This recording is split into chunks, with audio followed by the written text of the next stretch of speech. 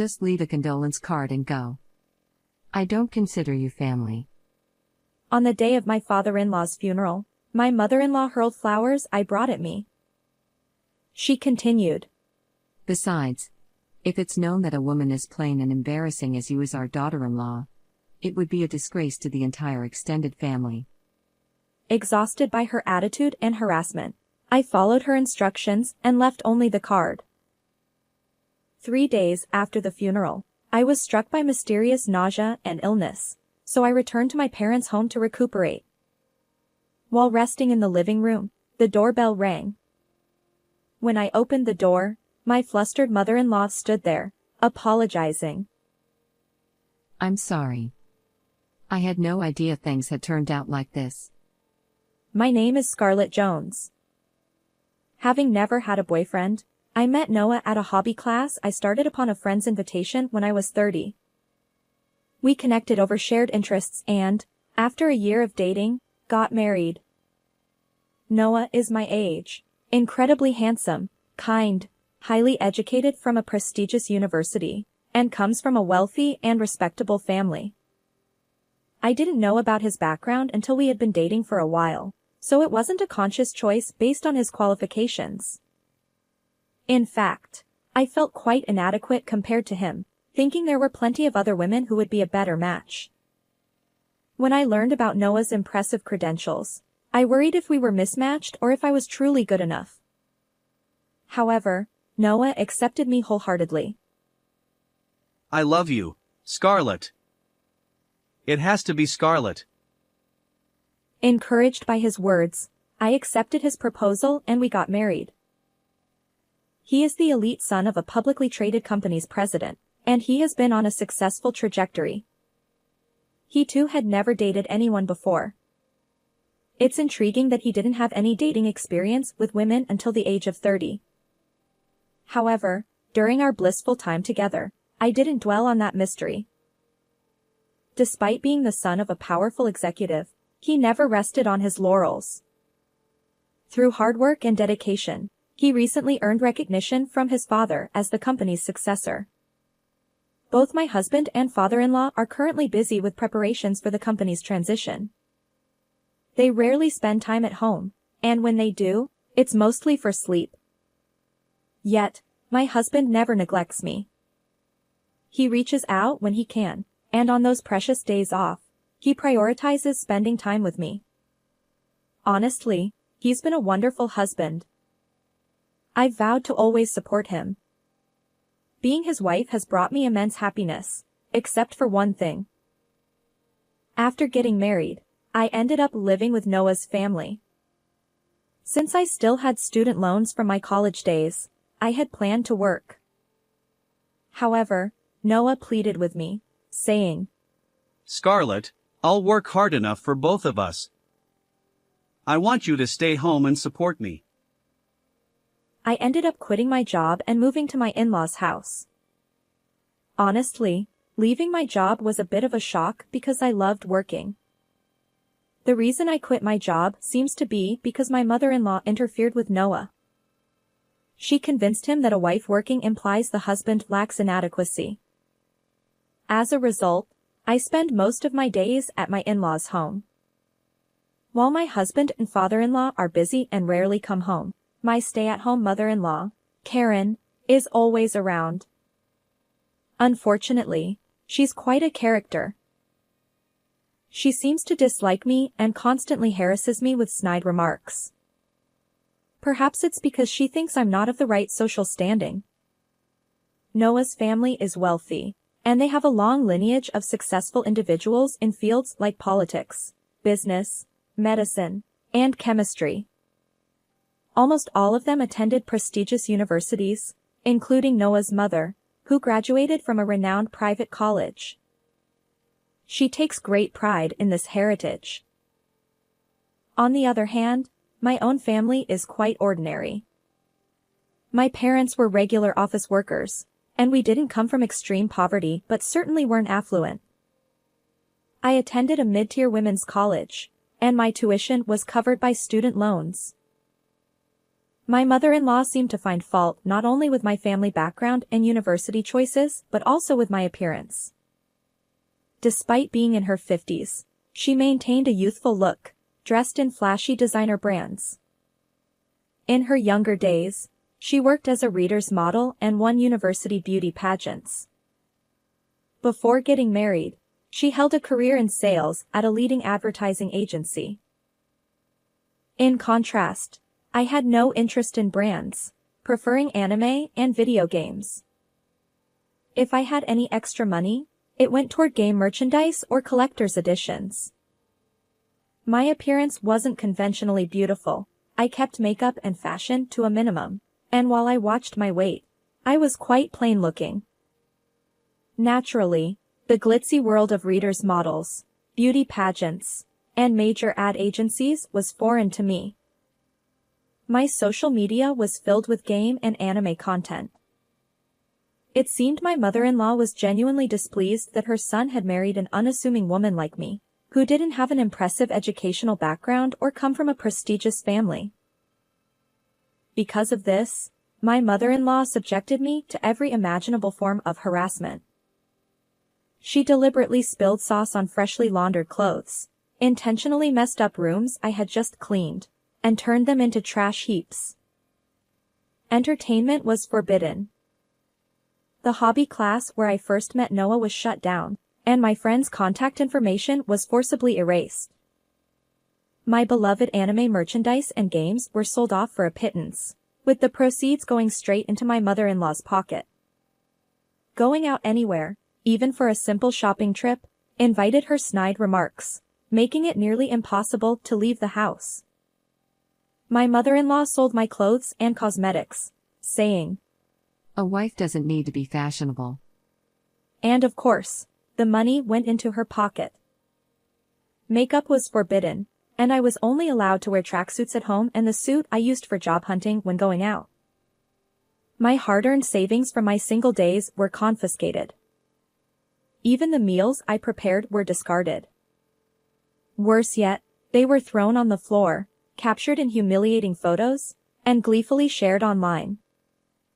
The only food I was allowed to eat was leftovers. My mother-in-law would mockingly say, "This meal is perfect for a pitiful pauper," while laughing with her friends. Birds of a feather flocked together, and her friends were equally glamorous, wealthy, and disdainful individuals. My mother-in-law would proudly declare, "Look at my pitiful daughter-in-law. How has she lived looking like this?" Her friends would chime in, "If I were her, I'd be too embarrassed to live." I had no choice but to endure this humiliation. After enduring such a life for about a year, my father-in-law passed away. He had been battling terminal cancer, defying the prognosis and living longer than expected. I found myself responsible for preparing his funeral. Noah, caught up in the company's transition, couldn't focus on funeral arrangements. "I have no idea about any of this. Scarlett, can you handle it?" She dumped everything on me, while she lounged around doing nothing. Exhausted and sleep-deprived, I somehow managed to complete the preparations and reach the day of the funeral. However, as I tried to participate in the funeral, my mother-in-law stepped in front of me and made an outrageous demand. "Scarlett, just leave a condolence card and go." I couldn't hide my surprise. She continued, "I don't consider you family. Besides, if it's known that a woman as plain and embarrassing as you is Noah's wife, it would be a disgrace to the entire extended family." From my perspective, her hysterical outburst was far more embarrassing than anything she accused me of. But arguing back would only escalate things, so I simply replied, "Understood," and left the funeral venue, placing only the card. 3 days after the funeral, I was struck by mysterious nausea and illness, prompting me to return to my parents' home for recovery. Staying at my in-laws' house would have been impossible due to my mother-in-law's constant harassment. My parents were both at work, and as I rested alone in the living room, the doorbell rang. Checking the camera feed, I saw my mother-in-law repeatedly ringing the doorbell. Initially, I ignored it, but her persistent ringing and disruptive behavior outside the front door forced me to reluctantly open it. Perhaps she had come to retrieve me, her stress outlet and housekeeper. Contrary to my expectations, my mother-in-law immediately apologized. Frustrated, I couldn't help but ask, "What's with this sudden change?" In a desperate tone, she offered her apologies, saying, I had no idea things had turned out like this. "Let me summarize the situation. As it turns out, my late father-in-law was aware of the harassment I endured from my mother-in-law. Although she had always put on a facade in front of him and Noah, my father-in-law sensed something amiss in our relationship. When he confronted her, she readily confessed. Despite his efforts to persuade her to stop the mistreatment, my mother-in-law remained obstinate. She even went so far as to badmouth me to my father-in-law. Struggling with terminal cancer and limited time left, my father-in-law decided to leave a will. In it, he bequeathed his entire estate to me. Now, my desperate mother-in-law pleads, Scarlett. Please. I'll apologize for everything. Share some of the inheritance with me. She's in a frenzy, exclaiming, Isn't this absurd? I came into this marriage after losing everything. You've taken everything from me and left me with nothing. Behind the seemingly glamorous facade of my mother-in-law lay a tragic backstory. As it turns out, my in-law's marriage was a political alliance. My mother-in-law had originally been in love with someone else. However, her family faced a financial crisis, and in exchange for their support, she was forced to marry my father-in-law. Separated from her true love, she endured a marriage to a man she didn't love. Meanwhile, my father-in-law also had a past love, but societal pressures due to their differing social statuses forced them apart. Despite this, my father-in-law continued to secretly meet with his former lover after marrying my mother-in-law.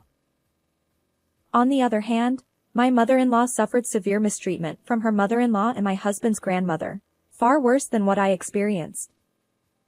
She endured confinement, exploitation, and even had to give up her beloved career. The political marriage left her estranged from her own family, while her husband remained indifferent, prioritizing his mistress. Divorce was not an option, and she was forbidden from seeing her former love. In such a life, Noah, her only son, was her sole reason for living. When Noah's grandmother passed away, my mother-in-law finally regained some freedom, but her love for her son had become completely twisted. She had even harassed women who approached Noah, going to great lengths to keep them away. Despite Noah's good looks, high income, respectable family background, and decent personality, he hadn't dated anyone until the age of 30, all due to his mother's mistreatment. Naturally, I wasn't an exception. Even though she had been denied a love marriage, I ended up marrying Noah, and my mother-in-law couldn't possibly accept that. So, she resorted to every means possible to separate Noah and me, even if it meant subjecting us to divorce. Upon hearing my mother-in-law's circumstances, I felt sorry for her. However, I understand your situation, but... I leaned in closer, whispering in her ear. You've repeatedly called me poor and ugly, and you've ridiculed me with your friends, haven't you? She stammered. Well, that's... And I haven't forgotten how you threw away my cooking and messed up the room right after I cleaned it. But I'm sorry. Sorry doesn't cut it. My words left her stunned. While my mother-in-law's circumstances are indeed unfortunate, that doesn't excuse the years of mistreatment I endured. I won't be handing over any inheritance to you. Instead, I'll use it meaningfully for repaying student loans and covering the future educational expenses of our soon-to-be-born child. Regardless of her situation, I won't forgive the way my mother-in-law treated me. I never thought you'd be like this. I misjudged you, Mom. Noah discovered his mother's mistreatment toward me through the will. Not only toward me, but he also learned about her harassment of any woman who got close to him during his student days. In his anger, he declared our estrangement. Scarlett, I'm sorry I didn't notice all this before. Noah hugged me, tears streaming down his face, apologizing. Despite his busy schedule that kept him away from home, I felt no blame toward him. Instead, I regretted making Noah cry and putting him in a position to apologize. After Noah unilaterally severed ties with my mother-in-law, she continued to protest, but Noah's decision remained firm. My husband and I decided to leave the in-laws' house soon. Until we completed the move, I stayed at my parents' home. Interestingly, since the in-laws' property was in Noah's name, it was promptly put up for sale. As a result, my mother-in-law had to leave the house and is now forced to live alone in a cheap apartment. Since she is still in her 50s, she has no choice but to work, and she is living by doing part-time jobs she is not accustomed to. Additionally, the harassment became known throughout the neighborhood. She was already disliked for flaunting her wealth and looking down on others, and this incident has completely isolated her from the community.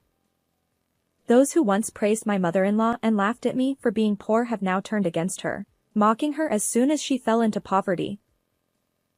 By the way, I heard that my mother-in-law went to see her former fiancé after 30 years, but he had long forgotten about her, was married, and had a family. She caused a scene at his doorstep, and the police were called.